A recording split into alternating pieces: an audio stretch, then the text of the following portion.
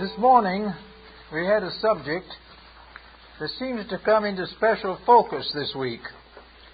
The news from around the world is rather complicated and leaves a lot to be desired. But the subject of stress will apply very neatly to the present situation. Nearly everyone in every walk of life today is in stress over something. And things do not look too bright right ahead to relieve that situation. I was talking to a man not long ago, and he posed an interesting question. And I wonder how many of us have ever thought of it. Very close to us all, but sort of distant in our retrospections. Who runs the show? Are we run in a universe dominated by a divine power, or are we run by a group of people who change every few years and do almost as they please? Is this universe under law or under litigation? The present moment it's mostly litigation. Are we really a people with a creed, with a code, with a morality and an ethic? Or are we someone who have imagined these things, who has actually continued to live only according to his own will in a universe which he assumes he can change to meet his own fancy? I think today this question comes definitely into focus. The question of what is the basis of the rules by which we should live and must live.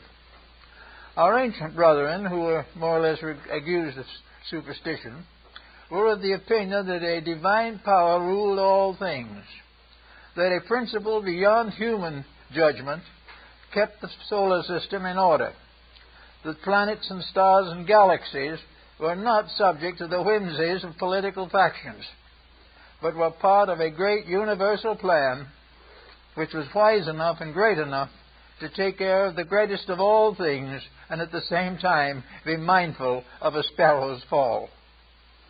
We believed in a God capable of dominating the creation which he had brought forth.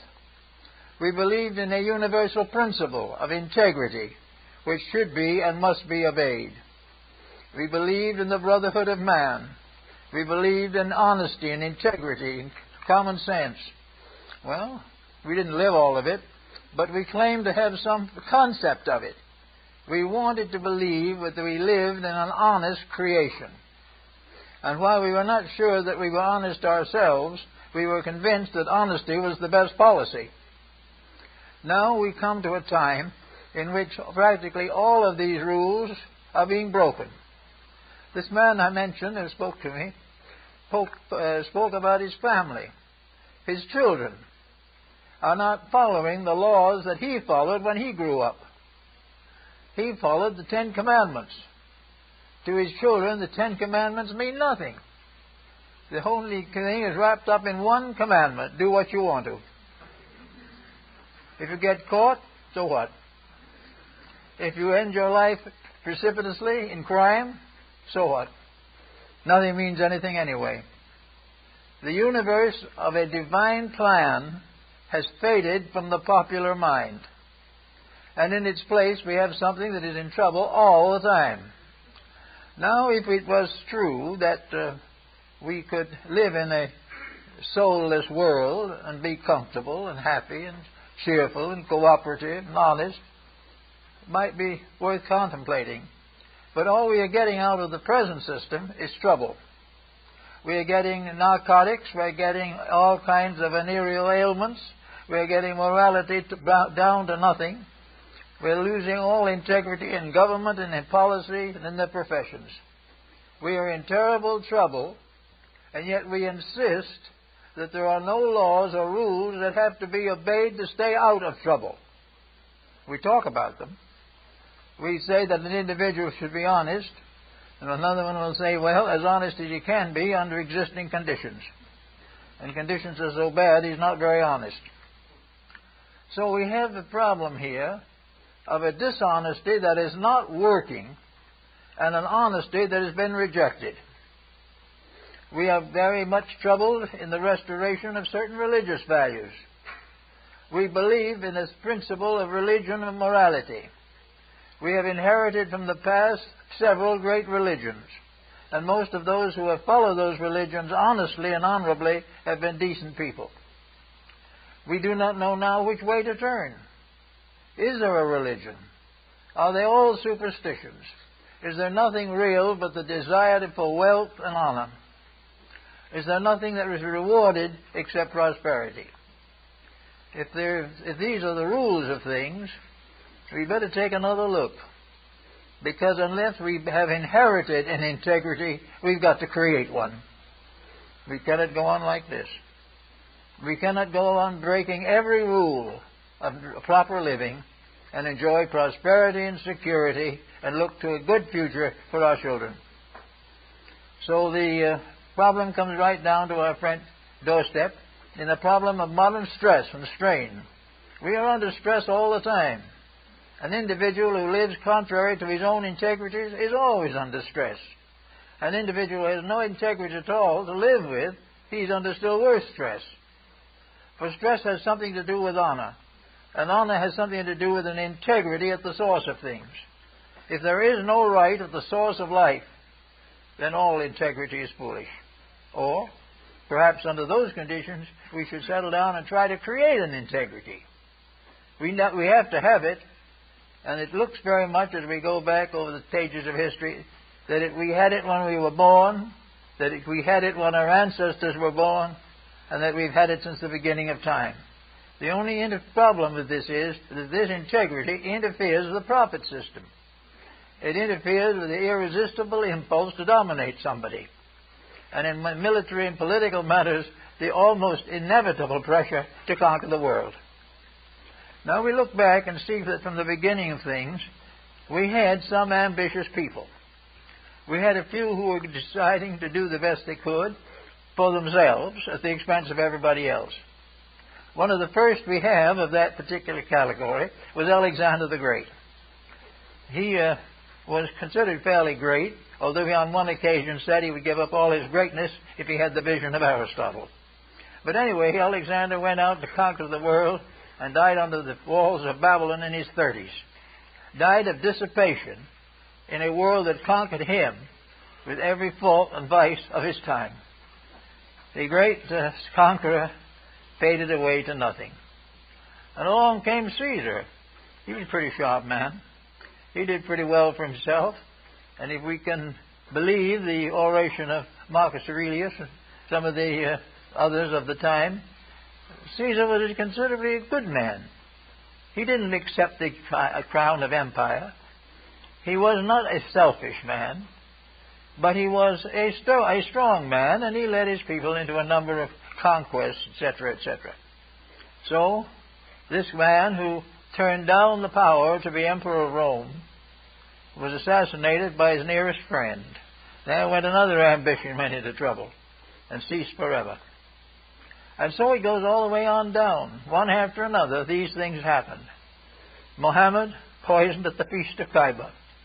One after another, these great conquerors. Hitler, dead in a bunker in Berlin. Mussolini, dead on an Italian highway. One after another, all these great ambitious people who have tried to conquer the world have never been able to take control of more of it than necessary for their own graves. So, is this system working? Is it right that we can go out and decide to conquer the world? If we win, we have glory forever. No. If we get the best we can hope for is a few years of glory before death separates us from all our material possessions. The whole world as we live in it now is championed by a way of life that ends at the grave. It ends when your relatives take over the estate. It then ends when your various offices are vacated for another executant to take over. All we have is a little while. And in our great haste and our great hurry and our great meditative frenzy, we've got to make into this little span the achievements of the ages. We've got to be the greatest people who ever lived, living in the greatest nation that ever lived, and in the greatest trouble that any nation has ever been in. So this is the way it sits. And we are now looking at it through the eyes of a stress-ridden people, a people who are not quite certain where tomorrow is going to lead them. Now we have had in this century, we've had some of the fanciest wars in all time. We have also had the development of nuclear warfare, the most deadly of all time. And here a world that has been going through various stages of civilization for at least 10,000 years that we have record of, and it learned in every one of those 10,000 years the value of peace, is now dedicated to the greatest destruction the world has ever known. What's the matter? Is everybody slowly going crazy? Is it possible that there is in the human being no more of integrity than that? What has happened to humanity? What has happened to those nice people we used to know? What has happened to the neighbor who comes over with the boiled chicken dinners? What happens to these things? There are a few left. There are a few. There are enough of them to make it certain that there were such people. But these better people, kindly people, peace-loving people, possibly outnumbering all the others, when the time comes, the vote goes for war. Or the war is not prevented by some major effort. We are now in a problem involving Congress. We're involving foreign relations. The countries invade each other while we watch. And we go on in a world that, as far as seems to me, we're going nowhere in and can't go anywhere. We want to start a new century, but we can't start a new century with a dozen wars. We've got to begin to think through the purpose for existence. And that brings us to the first question that we must always answer. Is there a purpose? Are we really part of something that goes on and goes into future hope and aspiration? Are we part of any great evolving whole whose body is nature and whose soul is God? Are we part of a lawful pattern where we created by intelligence and consciousness and wisdom? Well, who else could, or what else could have created this? We certainly weren't created in barnyards. How did we come to be? How does this magnificent structure that we call the human being come out into nature? More marvelous and wonderful than anything that man has ever invented is the simple fact of himself. Yet coming as a miracle upon the face of the earth, this miracle does nothing but go out and kill his neighbors. Why does these things have to be this way? Something is basically wrong in the thinking of people. They are inconsistent no matter how you figure it. If there is no purpose, then the idealists are all wrong. If there is a purpose, then the materialists are all wrong. There has to be an answer that makes common sense. And common sense in this time, he seems to have something to do with immediate correction of existing errors. Now, we can say that now they probably can't stop another few wars that are going to come along. We have no way of preventing them. No, perhaps not. But we can set the machinery in motion which will ultimately prevent them or outlaw them. We can accept the example of the present process in the Near East as an inspiration to start something to end this type of circumstance.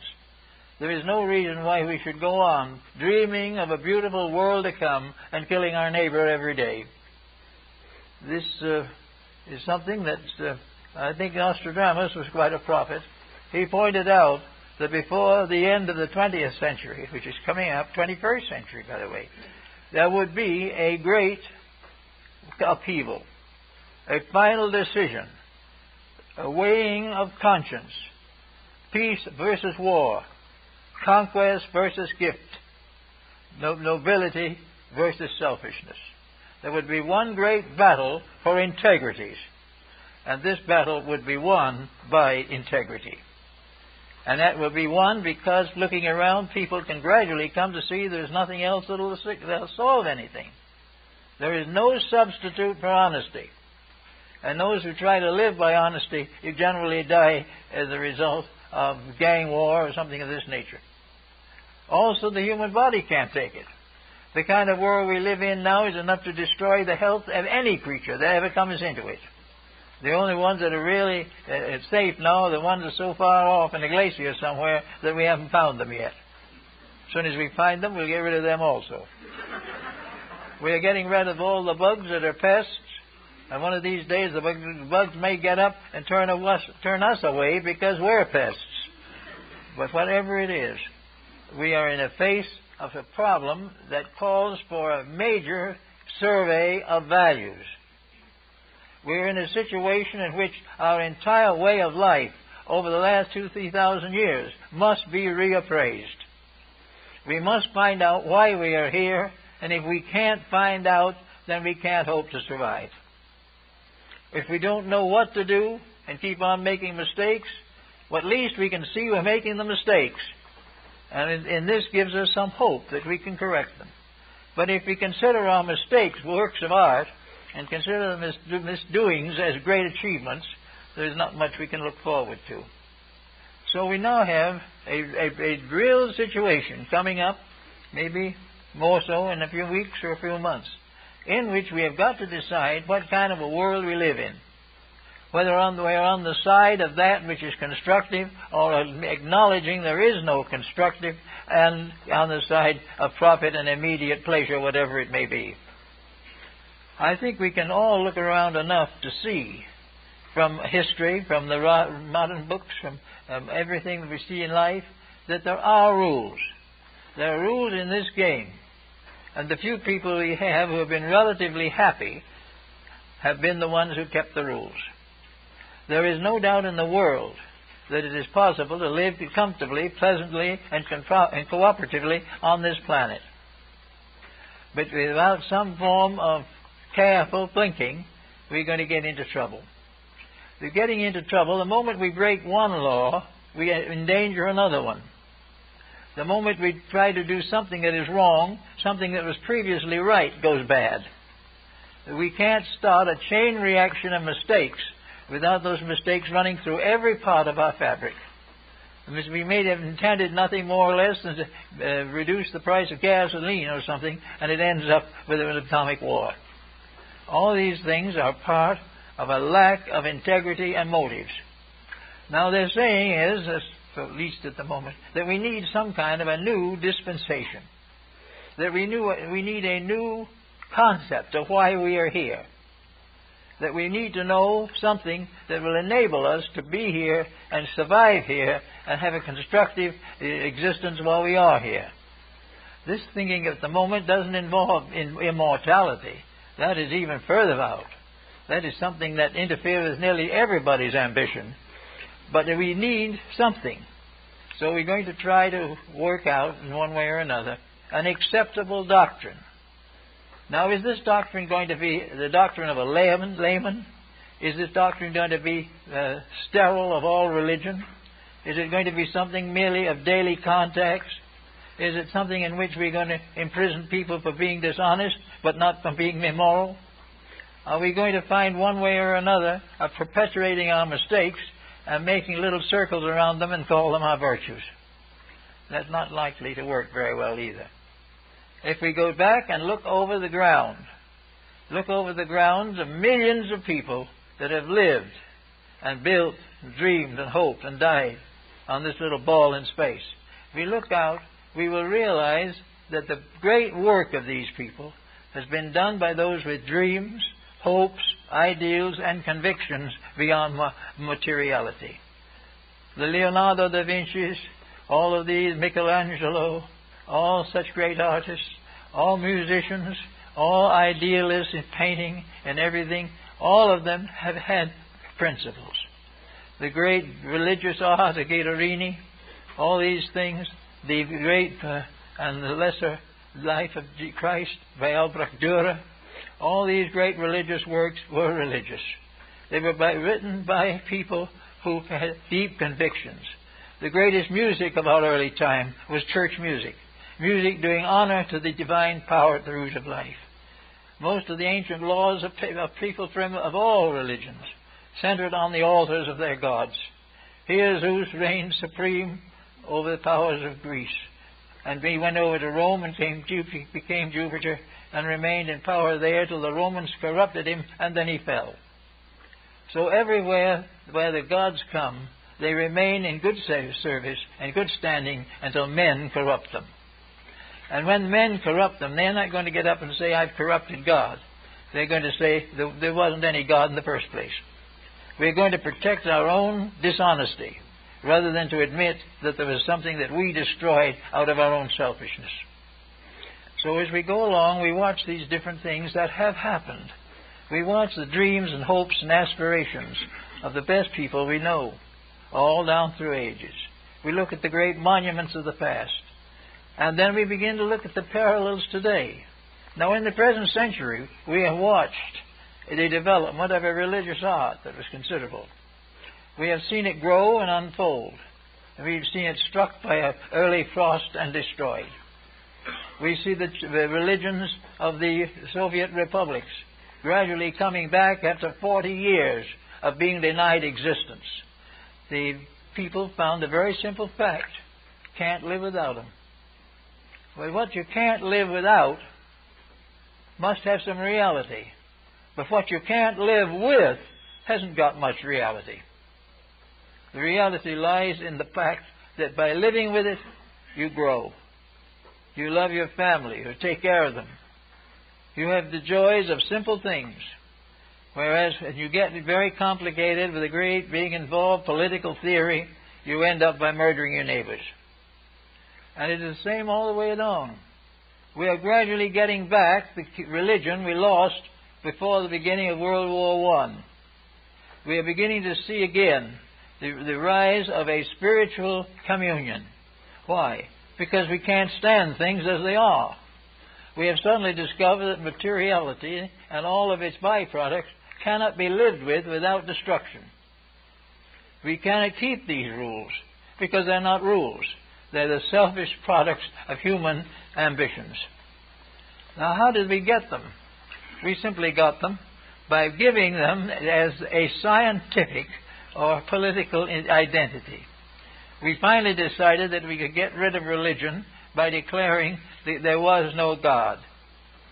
And yet, I think they were correct when they said, with one of our earliest astronomers, the undevout astronomer is a fool. Actually, all the lines of knowledge we have, algebra, calculus, physics, all these things work upon laws. Who made the laws? We didn't. Why do these laws go on without error or without failure so that every science is indebted to them? We didn't do this. We only watched and saw and had an opportunity to share in the unfoldment of a universe dominated by law, and that this law was beautiful, honest, and suitable to the needs of all living things. The law that man made were for himself alone. The laws of nature are for all that lives on any plane of any state of life. So we can look around and see all this knowledge. We can see the political system, the shape that is in. That is where we have made all the laws of politics. But in the universe, the universal government is part, as Plato has so clearly pointed out, of a divine hierarchy of orders. There is a perfect government in space, and we haven't had sense enough to copy it. We have tried to improve on it by taking away the morality. The thing that always worried us was good and evil. We had a suspicion that if we were good enough, we couldn't be evil. And if we couldn't be evil, we wouldn't be rich. There's something very serious about that. And even if we weren't rich, we wouldn't be famous either. Always the universe had to be built around what it would do for us, regardless of what it did do, what it could do for itself and all living things that have come and must come in the future. So we have here now a problem of reconstructing something to live by. Reconstructing a way of life that will bring nations together in leagues that hold, that will make it possible for those of different faiths to abide together. It is not necessary to call everyone who doesn't agree with you an atheist. It is not necessary to declare that you and you alone can be right in everything. But there is opportunity to create some kind of a world pattern of what we might call morality and ethics and religion and philosophy. We are outgrowing the confusion. We can no longer live with it. It is no longer suitable to us. And yet if we don't do something about it, we're going to die of it. We look around us and we find millions of young people in our civilization, young people who can't read and write. We look around and we find many institutions which are there simply because they didn't have sense enough or didn't have courage enough to stay by their principles. Everywhere we see people suffering from a kind of ignorance that you wouldn't think an average farmer would tolerate. Ignorance of right, ignorance of principle, ignorance of honesty and honor, moral ignorance, all these things. Where do we live in a world which we boast has more universities than it ever had before and charges more to get into them? We can't see too much for the academics record, but they're good in the athletics, no question about it. And they are giving us this product. They are giving us a world in which people are being graduated as people are not fit to fit the world into a world that is not fit to receive them. So I think this is a problem in stress. The stress being some way of changing this pattern, some way of getting things back in circulation properly, so that we're not going to be in this problem forever. Well, several people are trying it. Here and there someone is succeeding fairly well. But now comes another problem. When you come to trying to clean up a bad mess, you may run against something else. You may run against the fact that the cleaning company is also in the mess. That you may find that they find their unnecessary profits in cleaning up messes. That even ulterior motives reach even into the corrective methods. The right motives are very hard to find. When we find something we need for our health, we have to be careful that the moment it is known to be helpful, it is not exploited. So every change is exploited. Every thought is focused upon one thing, profit. Well, look at how it took theatre nearly 300 years from the time of the Shakespearean theatre in England to the present time to get a theatre so bad that we can't hardly stand it. The English theatre was immoral in the extreme, and only the nobles who had private theatres were able to produce good plays. Today we have a motion picture television programming that is not fit to be seen. It is not doing anything for anybody. It's doing only one possible feature, and that is profit, and that is falling off, and that has everybody miserable. Why don't we face into some of these things? Here we are praying for world peace and sending out another order for munitions. Here we are trying to get to live together better, trying to conquer each other's oil supplies.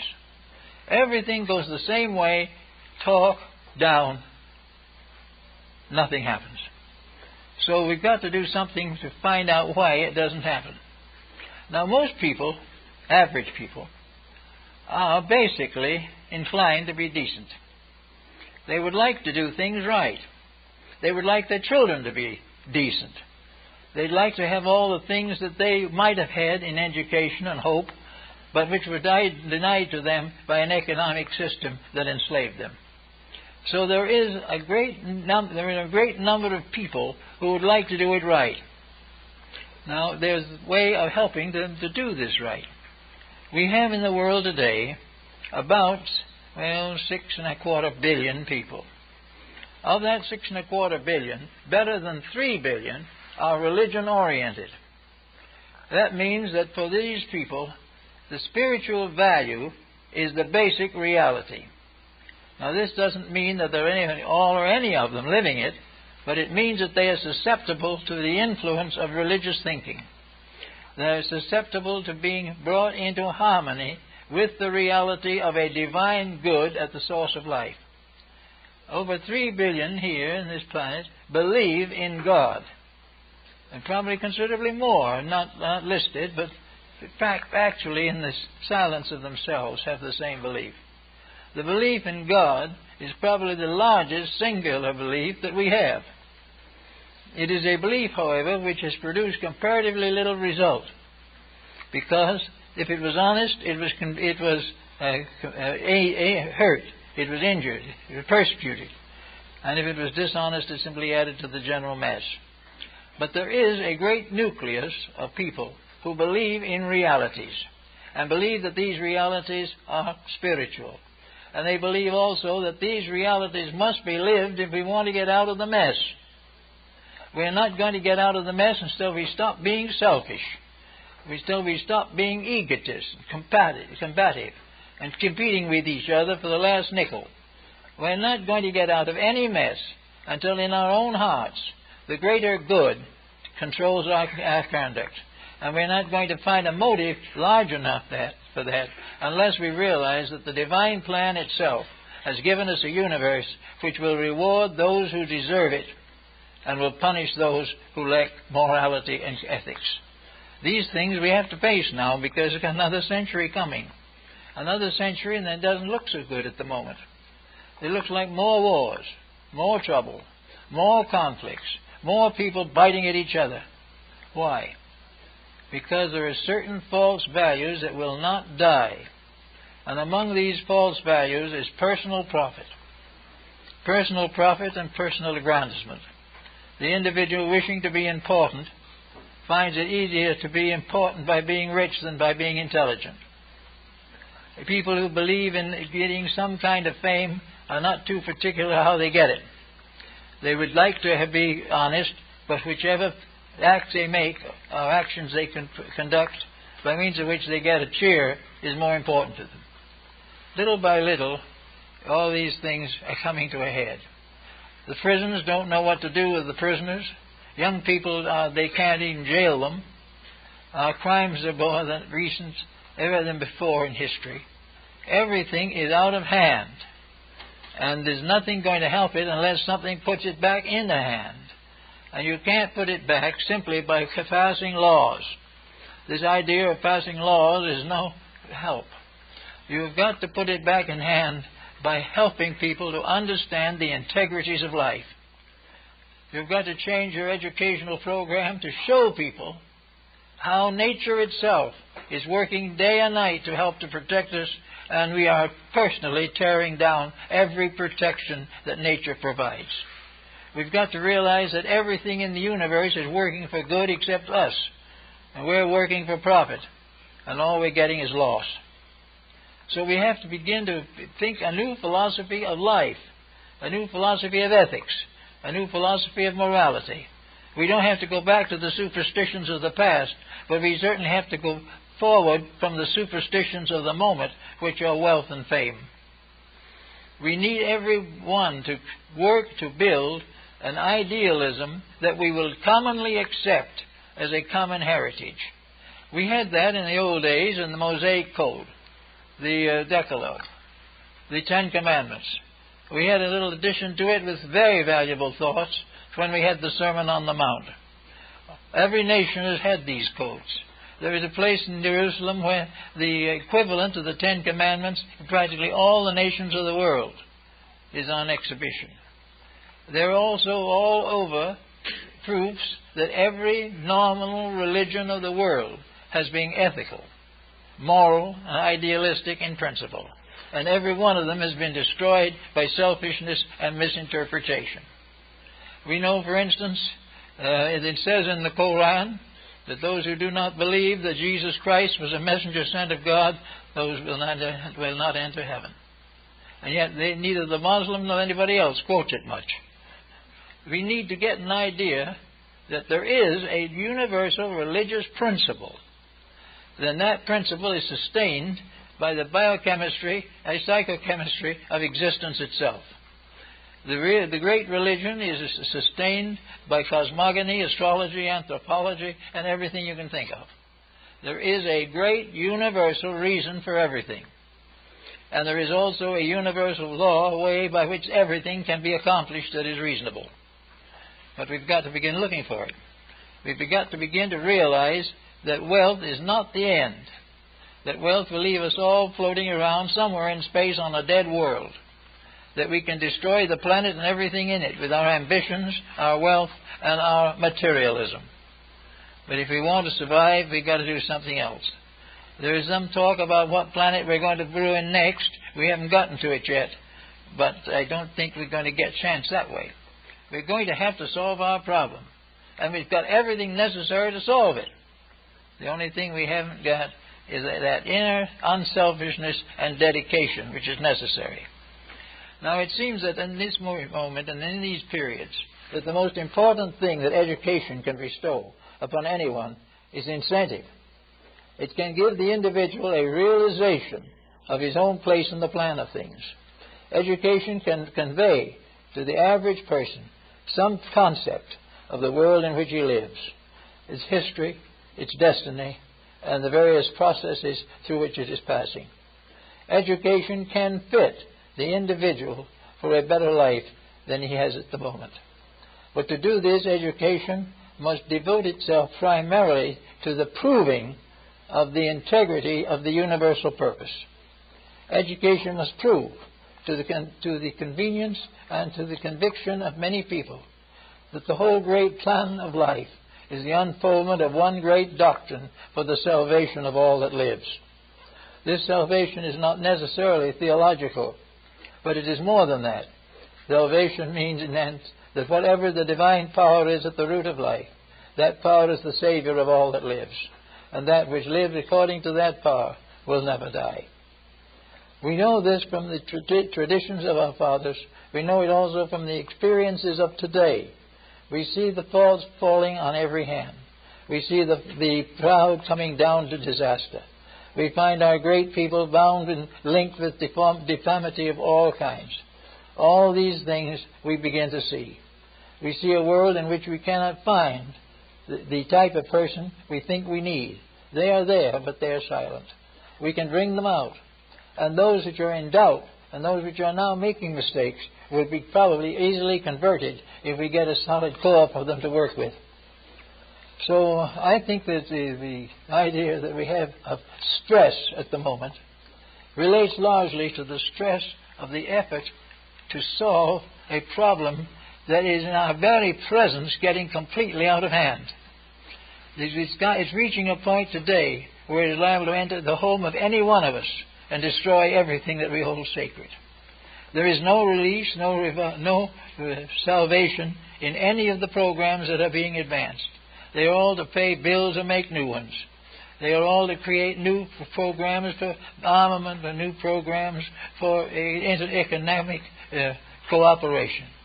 What we need desperately is programs for honest human understanding. We need programs leading to brotherhood of man and the fatherhood of the divine power. We are needing programs which help us to work together and not work each other. All these things have to come. And now, I think we're on the verge of something. Don't be surprised. There's liable to be some more complications arise out of the happenings that we've been hearing about in the last 10 days. We are in the presence of a further proof of the fallacy of our way of life. We're here to recognize as a fact that all we're doing is sitting there waiting for somebody to kill us, and that we have no realization of our responsibilities to ourselves or to anyone else, that we cannot hope to solve our difficulties by the present method. Now, to start with, maybe, you can't start with yourself. Now, it's a funny thing. Many people think they're pristine pure as far as these problems are concerned. But there's something a little bit sometimes in each one of us that is like a little recognition, a little increase in salary, a little of this or a little of that, a recognition for our religion or our beliefs. The thing we have to start in with is to build up a new concept of life, to take the stress out of our own relations. Every person who is dissatisfied is stress-ridden. And anyone who isn't dissatisfied with things as they are now is not only stress-ridden, but hopelessly ill. This time has come when things have to be markedly improved. And so it comes to the idea that we need a new educational system. Well, we've been thinking of that here a little bit down. I've been trying to work out some ideas in that matter. But we need something to teach people how to live instead of how to kill each other.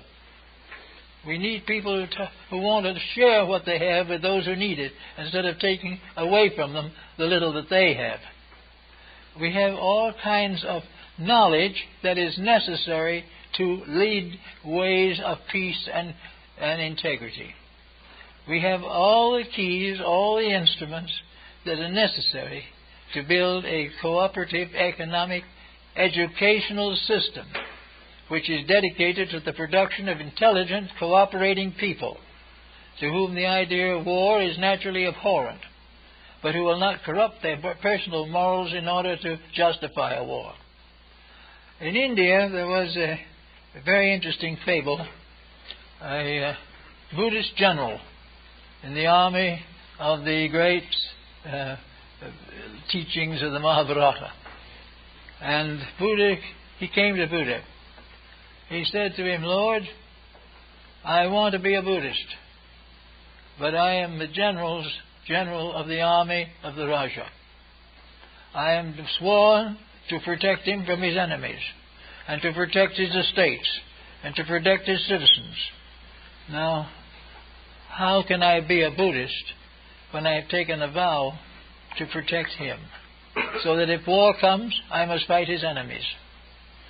How can I live the life without vice or hurt?" And Buddha said to it, "It's very simple, my friend, very simple. You have taken an obligation to serve your prince. It's an honorable obligation as far as the material world is concerned.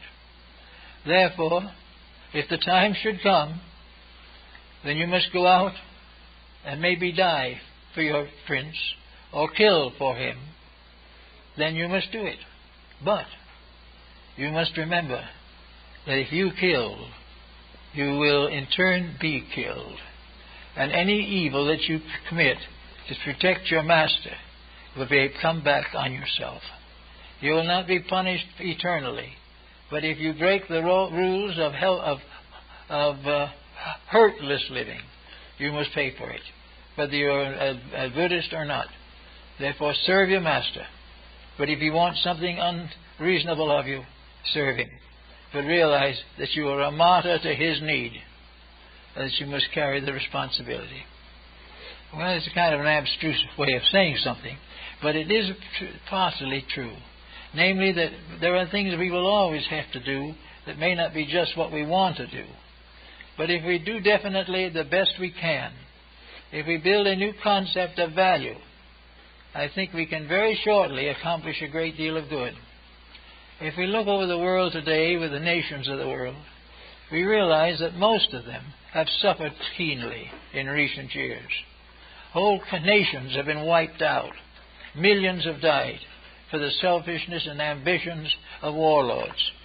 Others have died for the ambitions of great industrialists and economists and the inevitable profit takers.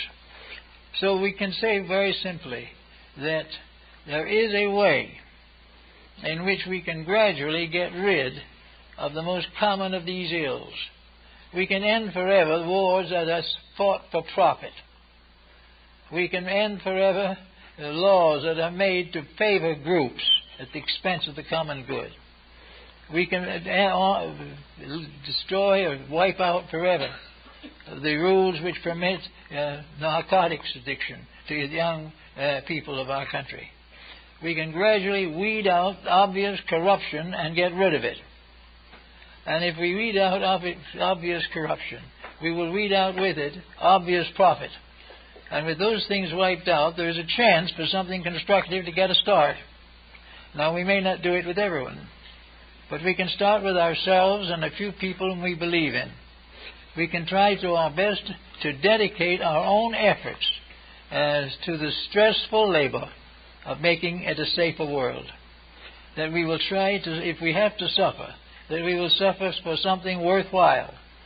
we will suffer to accomplish that which needs to be accomplished and which has not been accomplished.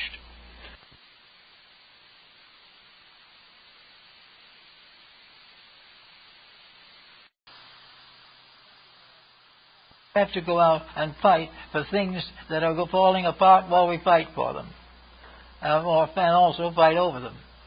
The rules and laws of living are very important. Sometime in the golden age to come, there will be a world code of life. There will be a way of life that is commonly agreed upon by all. And when that day comes, whole groups of people that now are miscellaneously believing will be on their knees giving thanks. But when the child coming into the world in that time comes here and receives the good things of life, is given the strength and wisdom and insight to become a constructive citizen, when all these problems of poverty and congestion and all kinds of stress gradually fade away, we will find that the earth is a very good place, and that it also has its own rules. The earth has laws. The birds and the bugs and the trees have laws. Everything in nature is lawful except man, and he is out trying to destroy laws. This is something he cannot do. The laws that he tries to destroy will cripple him. And in the long run of things, he must bow to them, as he has always had to since the dawn of time. Back among the Greeks and peoples of that type, there was a realization of something that we might need yet too. The Greeks were perfectly aware of fact. All the peoples of the world were not going to agree with them on their beliefs, so they established institutions, which they called the mysteries. And these were for the purpose of preserving the integrities of leadership. Now, we have higher universities and all kinds of places to teach people to work in certain special deals of one kind or another. The Greeks did it, and the Romans tried to do it, but their morality and ethics broke down. But the Greeks did do fairly well with it. If you wish to be a Greek citizen, if you wish to really amount to something in Greece, you didn't go to just the school. You found yourself a teacher, like Socrates, or Aristotle, or Plato, and you became his disciple for 10, 20 years, as Alcibiades did. And you become a philosopher like your master. And when people wanted help, they came to the philosopher. They came to the individual who had studied these matters. From the philosophers of Greece were selected those who were to serve the various temples, creating what were called the mysteries. The esoteric teachings, the secret doctrines of antiquity were in the keeping of these mystics in the temples and shrines of the faith. You had to go in and you had to graduate. You had to guarantee to be honorable. If you did not, you were not permitted to enter. Supposing you wish to be an Archon, that is, a man of the ruling group of Athens, and you had your proper credentials from a teacher. Then you went to the temple, and you presented your petition. You felt you wished to be an Archon, or a leader of the people. Then the master of the mysteries, the old priest, would say, all right, now you take your oaths and your experience. Show that you can suffer for principle.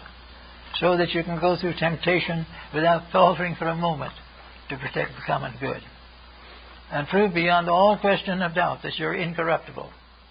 Because if you take these obligations and you are then corrupted, you're very liable to disappear and not be seen again. Those who break the oaths of integrity are not forgiven easily. Those who make mistakes but have no obligations are children. We will try to help them. But when you know better and you do badly, then comes punishment. The punishment that was given and accorded to the first great philosophers by the gods of antiquity. Therefore, if you wish to become a leader of the people, a judge, a legislator, you take the oath of integrities. You put death before dishonor. You prove conclusively that you're incorruptible for money, that you will never fall for any fame, that no matter what happens, you will give even justice to the rich and the poor, and will in all matters fulfill the teachings that you have received of idealism, integrity, and divine worship. Well, with that kind of system, the Greeks got along pretty well until the Romans conquered them. Now, why did the Romans conquer them? The Romans conquered them for the very same reason that modern materialism is conquering us. They wanted to remove the barriers that would prevent personal selfishness. They wanted to make sure that you could be rich, break all the rules, and enjoy the good life. Well, the Greeks said no. If you tried that, they can take you out and either imprison you, or you would disappear into the subterranean passageways of the temple, and no one would know what happened to you. But in all matters, if you kept the obligations, you then became a faithful servant of your people. In Sparta, the same thing was true. Sparta was a very simple but a very courageous little state that survived on the principle that it would permit no corruption. The Spartan lived by a code, and he chose to die by it rather than corrupt it. His integrities, his values of right and wrong were severe, but they were just. And as a result of that, Sparta continued for a long time to be a model of an economic integrity. All these things have been tried and done. And in most cases, the great ones of the past have gone on until the world around them has become so powerful in its corruptions that it obscured them. And it did it by means of national barriers. When the Romans became stronger than the Greeks could not control them. When modern man and all these nations become stronger than the integrities of our lives, we cannot control them.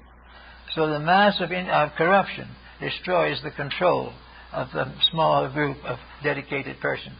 But that small dedicated group can go on. Go on as the early Christians went on in Rome. They were persecuted and martyred in every way, but they lived because they were sustained by one solid conviction that what they were doing was necessary. Everywhere virtue survives, but in small groups.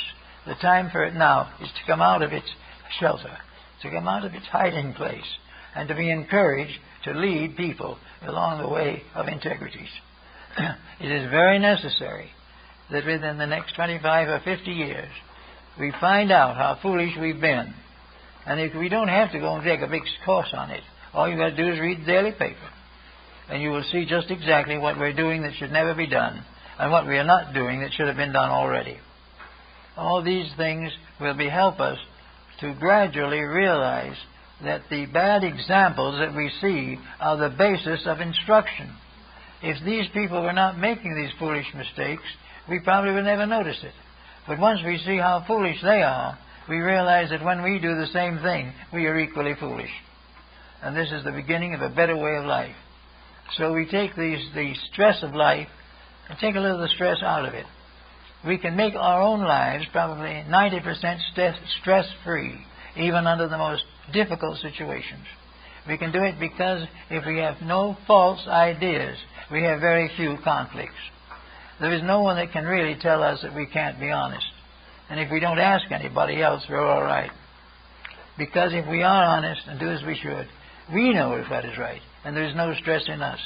And if we quietly go along, do the things that need doing, and in every way try to protect the integrities of life, educate our children properly, make certain that the various responsibilities of life are met, and wherever a ballot comes up, vote for that which is the best. Do the best we can, get a little better all the time, and in a little while it'll show. And the thing that will make it show is something like has happened in the last 2 or 3 days, namely that the problems are beyond control. It's absolutely impossible to imagine a great world as we know it being in such a sick condition that it can't even tell where to go tomorrow, that it knows not what to do next. And all these governments with all these wealth are out spending money and getting nothing for it. All this is very important. The only place where money was valuable, according to the Greeks, was in the collection box of the temple, where it could be used to take care of the feeding of the poor. So we have all kinds of possibilities of things that need to be done. And the stress of our present unpleasantness will gradually get a little bigger. We will find this nation has to now go to and take care of some other country that is in worse trouble. And little by little these things spread like a plague. And with all the wisdom we have, with all the education we claim, with all the wonderful rules and laws, the advantages and opportunities of life, we can't seem to take care of the selfishness and cupidity of human nature. So I would suspect strongly that at the root of life, far beyond the visible manifestations we know, there is a divine law, a divine plan, a divine purpose that was put into this creation when it was fashioned.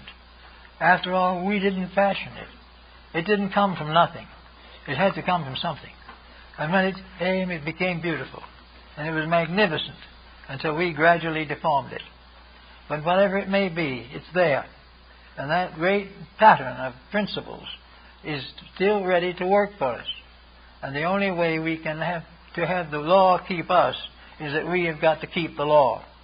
And we've got to realize that a great principle of good, immutable, irrefutable, eternal, lies at the root of existence. Behind all the worlds and planets and galaxies is an infinite life principle. And this life principle has within it the substance of virtue. And that which is virtuous with the life principle goes on. Which is contrary to it is cast off. And we know that somewhere there was a wisdom that created existence, not just our little planet. And if there's something big enough to create existence, it is worthy of our respect. And it is up to us to try to find out how that law would like us to act in the emergencies we face today. This is part of a good philosophy and a good ethics. And education should be devoted to preparing the individual to find the realities of life in which he lives, to discover how to be a good and proper citizen in a good and proper universe. We are all citizens of one state. We are all peoples of one nation. We are all children of one truth. We might as well get started at it and end this mess that we're working ourselves into in the last 100 years. It has become critically bad. We cannot continue this way. And the only way to get out of it is each individual to get himself out of it. And if he gets himself out of it and straightens out his own life, he will then at least have less stress and be able to cooperate with others when he recognizes that their purposes and their projects are similar to his own. This is a time now when it comes for every good man not to come to the aid of his party, but for every good man and woman to come to the aid of the universal principle which is necessary for our life and survival.